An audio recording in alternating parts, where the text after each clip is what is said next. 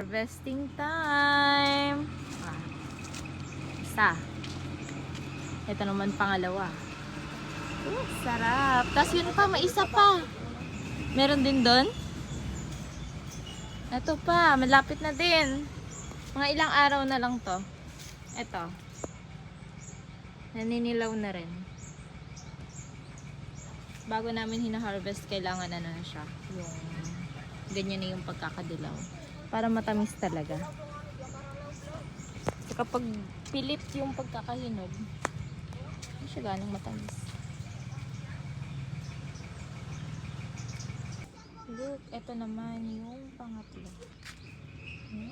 Oh, medyo malaki. Kaya lang madaming langgam. Sarap yan.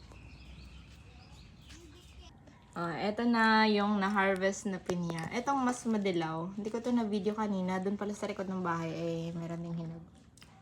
Yum, yum, yum!